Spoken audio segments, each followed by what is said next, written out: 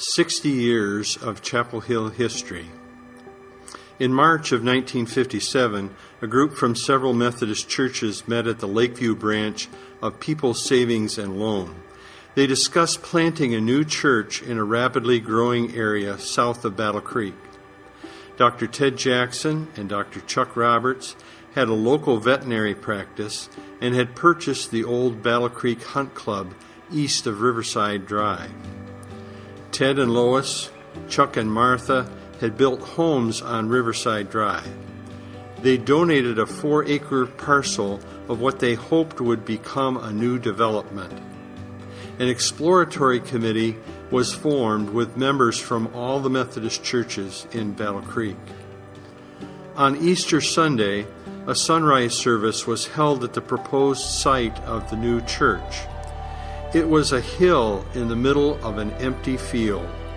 They planted a cross on the hill and chose the name Chapel Hill for the new church. The General Board of Evangelism sent 2 seminary students, Ed Steffen and Jack Watkins, to call on prospective members that summer. Lois Jackson and the Fishermen's Club helped them in the search for charter members.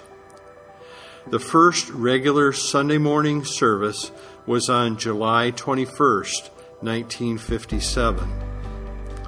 Church in those days was held in the basement of the Roberts home, with Sunday school at the Jacksons.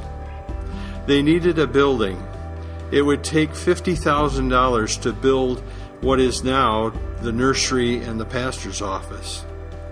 They were able to scrape together $42,000 with money from First United Methodist Church of Battle Creek, the Michigan Conference, and loans from individuals.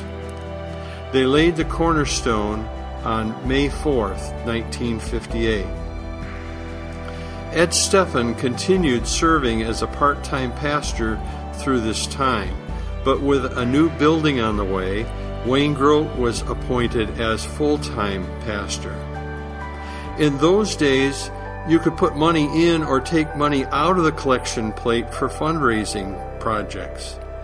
The Parable of Talents helped the new church raise funds.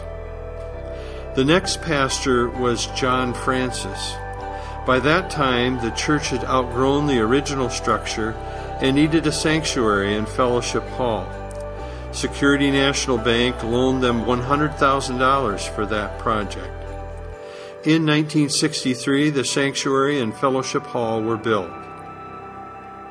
Bill Torrey was the next pastor, with a flair for cartoons that were published in The Voice of the Hill.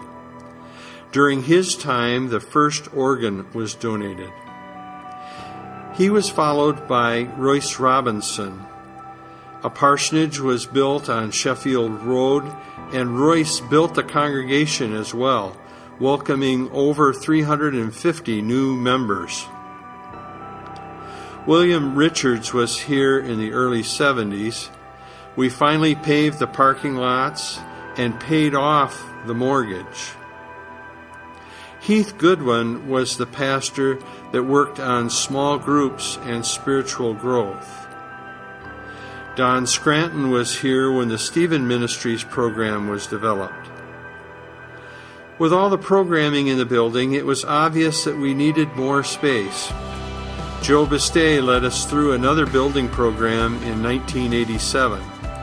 With a price tag of $600,000, we completed our present structure. During this time, we also built a reputation as a giving church, becoming a global mission partner in our mission work. Jim Geisel was our longest-serving pastor. During his time, the staff and program expanded. A tornado tore the roof off the education wing of the building in June of 2010, which gave us an opportunity to redesign and refresh the nursery and office spaces. In recent years, our pastors have been Bob Mayo and Chad Parmalee. We continue our work as we witness, grow, teach, and serve.